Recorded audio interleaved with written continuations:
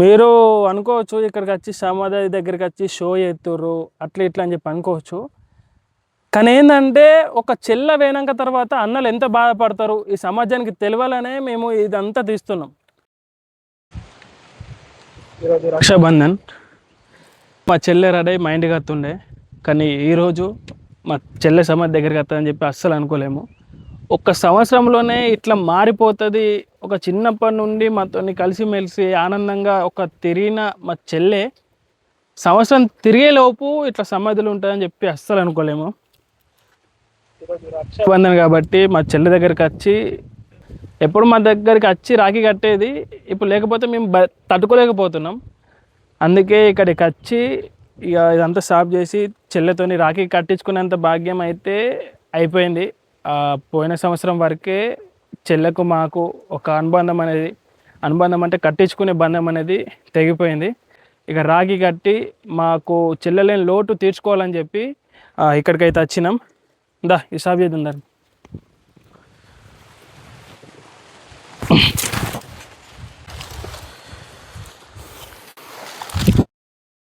చెప్పులు వేసుకుంటున్నామని చెప్పి అనుకోకండి, ఎందుకంటే ఇది ముళ్ళులు అవి ఉంటాయి గుచ్చుకుంటాయని చెప్పి వేసుకున్నాం. షాప్ అంతా వేసిన తర్వాత చెప్పులు తీసేస్తాం.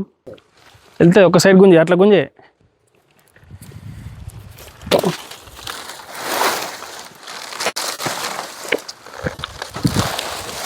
అది గుంజే అవతలేదు.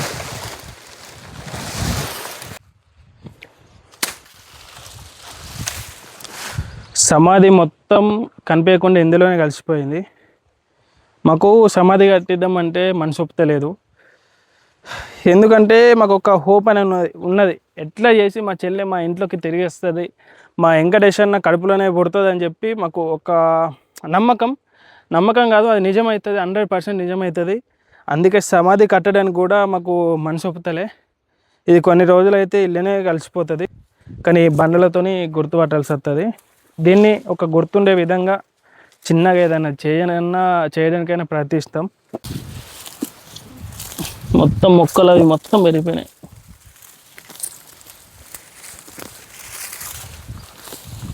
తెచ్చిరా నా పూలు తెచ్చిరా? తీసుకొచ్చి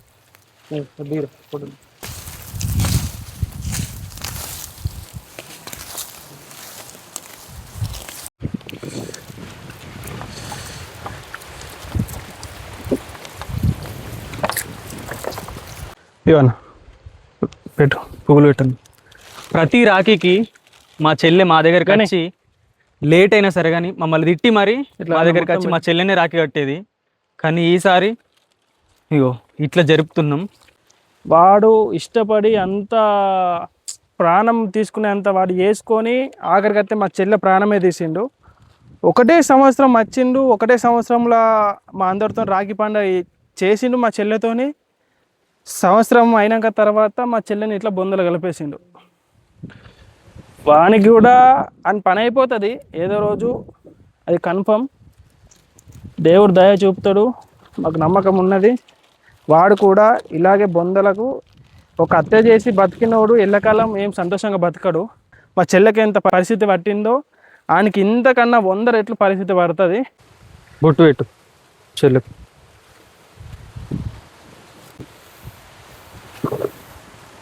అది మాకు ఇట్లా చెల్లె పెడుతుండే. చెల్లె ఉన్నా లేకున్నా కానీ మనకు చెల్లె దీవెనలు మాత్రం ఖచ్చితంగా ఉంటాయి. కానీ ఒకటి మాత్రం గుర్తుకొస్తుంది, ఈ మందార పువ్వులు చెల్లె ప్రతిసారి అమ్మమ్మ వాళ్ళ ఇంటికి వచ్చి తెంపుకొని తలకు ఇట్లా నూనెలాగా పెట్టుకునేది. ఇది మాకు రాఖీ కట్టేటప్పుడు ఇట్లా బొట్టు పెట్టి ఆనందపడుతుండే, ఇట్లా చెంపలకు రుద్దుతుండే మాకు. అంటే అట్లా మాతోని ఆనందంగా ఉంటుండే, అంత ఆనందంగా. ఇప్పుడు దీని చెంపలకు రుద్దలిసి చెల్లె ప్రతి ఒక్క మూమెంట్ అన్నీ గుర్తుకున్నాయి. ఎట్లా చెప్పాలో తెలియదు కానీ మీరు అనుకోవచ్చు ఇక్కడికి వచ్చి సమాధి దగ్గరికి వచ్చి షో చేస్తుర్రు అట్లా ఇట్లా అని చెప్పి అనుకోవచ్చు. కానీ ఏంటంటే ఒక చెల్ల వేయనాక తర్వాత అన్నలు ఎంత బాధపడతారు ఈ సమాజానికి తెలియాలనే మేము ఇదంతా తీస్తున్నాం.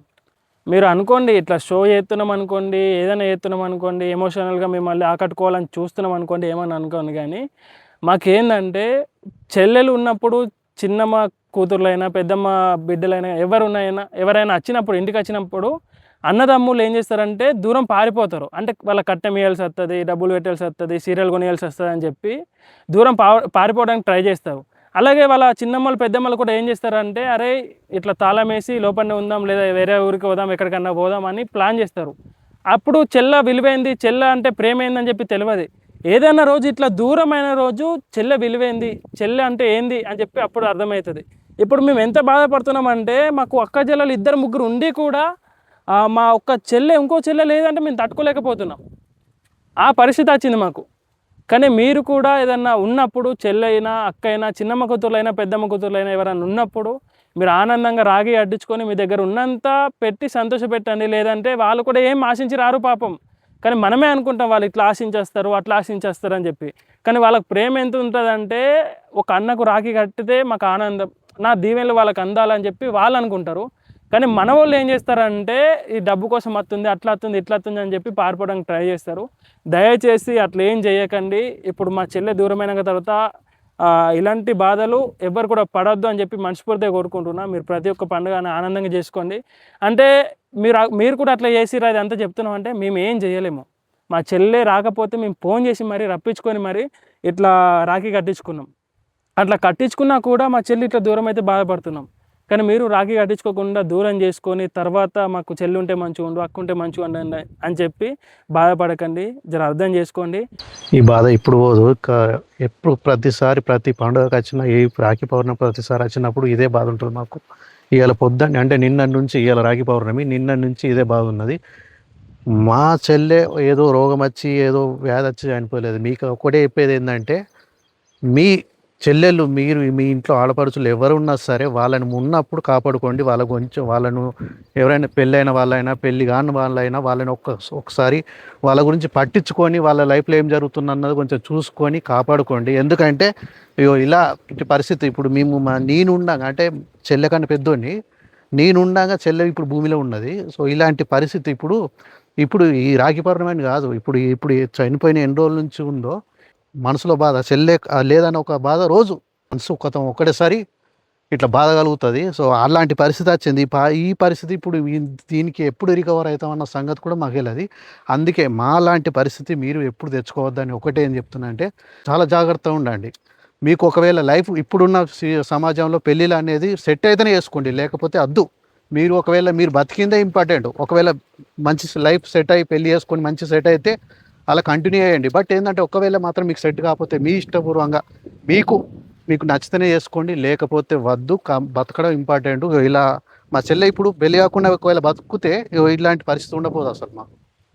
ఇప్పుడు అంతా మీకు ఏమనిపిస్తుంది అంటే ఇప్పుడు ప్రతిసారి వీడియో ఇస్తారు, పరిసర అప్లోడ్ చేస్తారు, ఇదేనా పని అని అనుకుంటారు. కాబట్టి ఒక్కసారి మనుషులు ఎవరన్నా మీ దాంట్లో ఎవరన్నా చూడండి, ఎవరన్నా కోల్పోతే చెల్లె ఒకసారి ఎవరన్నా అంటే మీ ఫ్యామిలీలో ఎవరన్నా చెల్లెనా ఎవరన్నా కోల్పోతే వాళ్ళ పరిస్థితిని అడగండి. వాళ్ళ ఇదే సిచ్యువేషన్ వాళ్ళని అడగండి. వాళ్ళు చెప్పరు, మేము చెప్తున్నాం. బట్ ఒకసారి అడగండి వాళ్ళని ఎట్లుంటుంది అన్నది.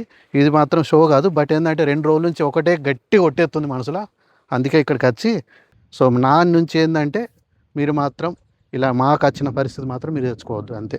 చెల్లె ఆనందంగా ప్రతి సంవత్సరం నువ్వు ఏ కుళ్ళు ఏది లేకుండా చిన్నమ్మ కొడుకులు పెద్దమ్మ కొడుకులు అని చెప్పి ఏది లేకుండా నీ సంత అన్నదమ్ములను ఎలా చూసుకున్నావో మమ్మల్ని చిన్నమ్మ కొడుకులైనా పెద్దమ్మ కొడుకులైనా మమ్మల్ని కూడా అంతలాగానే చూసుకున్నావు.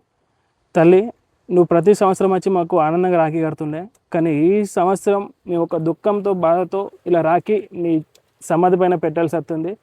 తల్లి నేను ఒకటి కోరుకుంటున్నా, నువ్వు ఎంత దారుణమైన చచ్చినవో ఈ లోకానికి అంతా తెలుసు. ఆ హరిగాడు వచ్చి నిన్ను మన కుటుంబాన్ని ఇంత ఆనందంగా ఉండే కుటుంబాన్ని ఇంత సంబరాలు ఆనందాలు చేసుకునే మన కుటుంబాన్ని మా నుండి నేను దూరం చేసి ఆనందాలని సంతోషాలని అన్నీ పోగొట్టిండు. కానీ అవన్నీ నీకు తిరిగి రావాలా. నువ్వు మళ్ళీ మన ఇంటి కడుపులోకి ఎవరి కడుపులోకి కాదు మన వెంకటేశ్వర కడుపులోకి వచ్చి నువ్వు ఆనందంగా నీ కోల్పోయిన రోజులన్నీ తిరిగి తెచ్చుకుంటావని చెప్పి మనస్ఫూర్తిగా కోరుకుంటున్నామ్మా. నువ్వు మళ్ళీ రావాలి, నువ్వు మళ్ళీ పుడతావు, మాకు ఆ నమ్మకం ఉన్నది. త్వరలో వచ్చి నువ్వు కోల్పోయిన రోజులన్నీ మళ్ళీ తిరిగి తెచ్చుకో తల్లి. హ్యాపీ రక్షాబంధన్ అమ్మ. తట్టుకోబుద్ధి అవుతుంది. ఎందుకంటే ఒక్క రోజులో 24 గంటలు అయితే ఆ 24 గంటలు ఎక్కువ మాతోటే గడుపుతుంది. మాకు కొట్టుడైనా తిట్టుడైనా ఆ సంతోషమైన మాటలైనా కానీ అటు తిరుగుడు ఇటు తిరుగుడు అవన్నీ మర్చిపోలేకపోతున్నాం. అవి కళ్ళల్లా కనబడుతున్నాయి, అక్కడ ఉన్నవి ఇక్కడ ఉన్నవి ప్లేస్లా. ఇప్పుడు హరిగాడు ఏమనుకున్నాడు, మా చెల్లెని ఇట్లా వేసిపోయినాక వాడు సంతోషంగా ఉంటాని అనుకున్నాడు.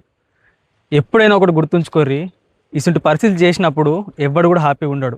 కర్మ అనేది ఒకటి ఉంటుంది కాబట్టి వెనుక ఎన్ని జన్మలైనా సరే పాపం అనేది చుట్టుకుంటుంది. నిన్న వీడియోలో మా అమ్మ ఒక మాట అన్నది చూసిర్రా, నాకు అదృష్టం లేదు, మా భర్తకు అదృష్టం లేదు రాఖీ విషయంలో. అంటే అటు చెల్లెలు లేరు, ఇటు అన్నలు లేరు. ఏదో జన్మల పాపం చేసి ఉంటేనే ఇట్లా కొడుతుందన్నారు చూడు. ఇప్పుడు ఏదో జన్మల కాదు, ఇదే జన్మల పాపం ఖచ్చితంగా కర్మ అనేది ఉంటుంది. ఇప్పుడు మా చెల్లకు ఇలాంటి పరిస్థితి తెచ్చిన వానికి ఆ దేవుడు కూడా అంతకంటే 100 రెట్లు ఎక్కువ పరిస్థితి ఎత్తాడు. ఆ దేవుడు లేకపోతే మనుషుల రూపంలో అయినా లేకపోతే ప్రభుత్వం రూపంలో ఏ రూపంలో అయినా కానీ శిక్ష అనేది తప్పకుండా పడుతుంది. ఎంతమంది అక్క ఇళ్ళలు ఉన్నా నా చెల్లెలేని లోటు ఎవరు తీర్చలేరు. ఎందుకంటే అక్కలు చెల్లెలు దూరం ఉండే, మా చెల్లి ఏంటిదంటే 24 గంటలు మాతోటే ఉండి అన్ని సంతోషాలు సంబరాలు, ఇన్ని సంవత్సరాల ప్రేమని ఒకటే 1 ఇయర్లో ఇంత దారుణమైన పరిస్థితికి వచ్చినాం. కొంచెం అర్థం చేసుకోండి. ఎవరి లైఫ్లో అయినా సరే, అందరి లైఫ్లో ఇటువంటి మూమెంట్లు అనేది రావద్దు. అత్తే తట్టుకోలేరు. ఇప్పుడు మేము మా వీడియోలు చూసి ఎంతోమంది చూసి కొంతమంది ఈ బాధలు చూడలేరు కాబట్టి చూడని వాళ్ళు అంటారు. ఏమని అంటారంటే వీళ్ళు షో చేస్తున్నారు, వీడియో కోసం ఎన్నెన్నో మాట్లాడుతుర్రు అనుకుంటారు. కానీ ఇక్కడ జరిగే విషయం ఏంటిదంటే ఒక మనిషిని కోల్పోయిన వారికే బాధ అనేది తెలుస్తుంది. పోయిన సంవత్సరం రాఖీ పండుగకి కొంచెం స్నానం లేట్ అయిందని జుట్టు బట్టి వీకి కొట్టింది. ఇప్పుడు మా చెల్లి సమాధికి వచ్చి సమాధి మీద ఉన్న గడ్డి వీగాల్సి వస్తుంది, అంతా హరియాన్ చేయబట్టి. నా పెళ్ళికి ఎంతో ఆనందంగా ఎంతో ఘనంగా చేద్దాం అనుకున్నది. అండ్ నీ ఒక్కని పెళ్ళే ఉందిరా, అందరి పెళ్ళిళ్ళు అయిపోయి ఎంత ఎంజాయ్ చేద్దామంటే నీ ఒక్కని పెళ్ళి లాస్ట్ కాబట్టి మస్తు ఎంజాయ్ చేద్దాం రా అని చాలా అన్నది. కానీ ఇప్పుడు లేదు. అండ్ ఏంటిదంటే నీ పెళ్ళికి నాకు అందరూ బట్టలు అడిగితే నాకు బంగారం పెట్టరా అనుకుంటా చాలా అన్నది. కానీ ఇప్పుడు ఆ బంగారం కాదు కదా, బట్టలు కూడా పెట్టలేకపోతున్నా మా చెల్లెకి. ఒకటేసారి కౌలించుకోవాలని ఉంటుంది. ఆ చేతి లేపి ఇట్లా రాఖీ కట్టు చెల్లె చెల్లె అని చెప్పి బతిమలాడాలనిపిస్తుంది. మేము ప్రతిసారి ఇట్లా కాలు మొక్కినప్పుడు మాకు చెల్లె చనిపోయిన తర్వాత ప్రతిసారి ప్రతిరోజు అంటే ఎప్పుడన్నా ఏదన్నా వచ్చినప్పుడు ఒకటేసారి ఆ కాళ్ళు గుర్తుకొస్తుండే. ఎందుకంటే ఆ కాళ్ళని మేము అంత ముద్దుగా చూసుకునే వాళ్ళం. ఒక్కసారి మేము కాళ్ళు మొక్కడాక కాళ్ళపైన కూడా ముద్దిచ్చేవాళ్ళం. అంత ప్రేమ మా చెల్లె అంటే. ఇప్పుడు కాళ్ళు తీసి కాళ్ళు మొక్కదామన్నా కానీ సమాధంలో కలిసిపోయింది. ఇప్పుడు బొక్కలు తప్ప ఏముండే చెల్లెకు. అంత అంత అంటే అంత దూరం అయిపోయింది మాకు. మీరు ఇప్పుడు కౌలించుకుందామన్నా దగ్గర రాదు, బట్టలు వేయడమన్నా దగ్గర రాదు, బంగారం వేయడమన్నా దగ్గర రాదు. మా చెల్లి మాత్రం రీల్స్ ఎప్పుడు తీస్తుంది, ఆ రీల్స్ తీద్దామన్నా దగ్గర రాదు, ఫోటోలు తీద్దామన్నా దగ్గర రాదు. ఇవన్నీ ఎందుకు చెప్తున్నా అంటే మరీ చెప్పడానికి కారణం డబ్బు. ఈ లోకంలో ఏమైపోతుందంటే డబ్బుకి ఇంపార్టెంట్ ఇస్తారు. ఆ డబ్బుకు కాకుండా మనుషుల ప్రేమకి ఇవ్వండి. అంటే ఇప్పుడు నువ్వు ప్రేమిస్తే వాళ్ళు డబ్బు గురించి చూసుడు కాదు, వాళ్ళ తరపు నుండి రావాలా, నీ తరపు నుండి రావాలా. అప్పుడే ఒకటి ఏంటంటే పాతకాలం ఒక ఫ్యామిలీ అంటే ఏంటంటే అంటే బంధుత్వాలు బాధలు ఒకరికొకరు చెప్పుకొని సాల్వ్ చేసుకున్నారు, ఇవి ఉన్నాయి. కానీ ఇప్పుడు డబ్బు. నువ్వు డబ్బు ఉన్నావంటే నువ్వు రిచ్చు, ఆ డబ్బు లేదంటే పేదోడు. నువ్వు డబ్బు ఉంటే నేను అందరు సలం కొట్టాలా, ఆ డబ్బు లేకపోతే ఆయనకి బాధ అయినా కష్టమైనా దుఃఖమైనా వాడిని దూరం కొట్టాలా. ఇవి అనేది దూరం చేసుకోండి. కానీ ఎవరికైనా బాధ ఉన్నప్పుడు ఒక చెయ్యేసి, అంటే మీకు లేనప్పుడు మీరు వేరే కాడి నుంచి తెచ్చి పెట్టాల్సిన అవసరం లేదు. కానీ మీకు ఉన్నప్పుడు మాత్రం ఎంతో కొంత వాళ్ళకి సహాయపడి వాళ్ళని ఆదుకోవడము. వాళ్ళకు ఒక సరే డబ్బు లేకున్నా సరే కానీ వాళ్ళని చీప్ మాత్రం చూడొద్దు. అరే వాడా ఏచి గాడేంద్రా, నేను ఎంత రిచ్చు గాడుగంత అని చెప్పి ఇలాంటి మాటలు రాకుండా ఎవరైనా ఇందులోనే ఈ మట్టిలోనే కలిసిపోతాం. ఆ మట్టి కూడా భూమిలోనే కలిసిపోతుంది. మన ఆనవాళ్ళు గింత కూడా ఉండే, ఏదో రోజు మన ఆనవాళ్ళు గింత కూడా ఉండే. మన ఫోటోలైనా ఏవైనా రోజులు గడిచిన కొద్దీ ప్రతి ఒక్కటి దూరం అయిపోతుంటాయి. ప్రతి ఒక్కరూ భూమిపైన ఉండేటోళ్ళు కాదు, ఎప్పటికైనా దూరం కావాల్సిందే. కానీ మీరు ఒక్కసారి పుట్టినందుకు ప్రతి ఒక్కరికి ఆనందపరిచి సంతోషాన్ని ఇచ్చి, మీరు ఎక్కడన్నా దేవుడు పిలిచినప్పుడు పోయేదంటే పోవాలా. కానీ ప్రతి ఒక్కరితో గొడవ పెట్టుకొని వాళ్ళని చిన్న చూపు చేసి వీళ్ళని చిన్న చూపు చేసి లాస్ట్కి అత్తే ఒక దరిద్రమైన చావు వచ్చి ఇప్పుడు మా చెల్లె కొన్ని చేతులు చచ్చింది. కానీ మా చెల్లె అంటే మాకు అంత ప్రేమ. మా చెల్లె మాకు ఒక ఆనందాన్ని పంచింది, ఒక ప్రేమను పంచింది, ఒక బాధలలో ఆదుకున్నది. ఎప్పుడన్నా ఏదైనా గొడవైనా ఏదైనా కానీ మా దగ్గరికి వచ్చి మమ్మల్ని ఒక ధైర్యం చెప్తుండే. మాకు అంత ప్రేమ చూసింది కాబట్టి ఇప్పుడు మా చెల్లె దగ్గరికి వచ్చి మేము ఇంత ప్రేమగా ఇంత బాధతోని మేము ఇట్లా పూలు పెట్టుడు కానీ రాఖీ పెట్టుడు కానీ ఇంత ప్రేమగా మేము ఇక్కడికి వచ్చినాం. కానీ అదే మా చెల్లె కడ్డుదైతే ఈ సమాధి వైపు కూడా రాకపోతుంటే మీ వీడియోలలో కూడా మా చెల్లె పేరు తీయకపోతుంటే, కానీ మా చెల్లె పేరు ఇస్తున్నామంటే ఈ సమాధి దగ్గరికి వచ్చినామంటే మా చెల్లె మాకు చూపెట్టిన ప్రేమ. మీరు కూడా మీరేమన్నా అయినప్పుడు ఇట్లా వచ్చి నలుగురు వచ్చి మీ సమాధి దగ్గర ఏడవాలి, మీ సమాధి దగ్గర బాధపడేటట్టు చేసుకోండి, కానీ ఏచి గాడేంద్ర అని పేరు ఇస్తేనే అసహ్యం పుడుతుంది అనేటట్టు చేసుకోకండి. ఓకేనా చెల్లె, నువ్వు అన్న కడుపులోకి వచ్చి మళ్ళీ నీ పాత రోజులన్నీ నువ్వు తెచ్చుకుంటావని చెప్పి కోరుకుంటున్నా తల్లి.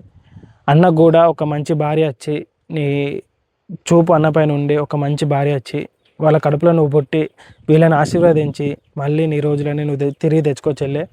నువ్వు మళ్ళీ రావాలి మా కుటుంబంలో, మళ్ళీ నువ్వు కోల్పోయిన రోజులన్నీ తెచ్చుకోవాలి. నువ్వు మాతో ఉండాలి చెల్లె. నీ రోజులు మాకు అన్నీ గుర్తుకొస్తున్నాయి చెల్లె. నువ్వు ఎందుకంటే అంత మంచిదానివి కాబట్టి మాకు మళ్ళీ కావాలని చెప్పి కోరుకుంటున్నాం. ఏ విధంగా అయినా సరే ఆ దేవుళ్ళతో కొట్లాడైనా సరే కానీ తిరిగి రావాలా చెల్లె. ఓం నమః శివాయ.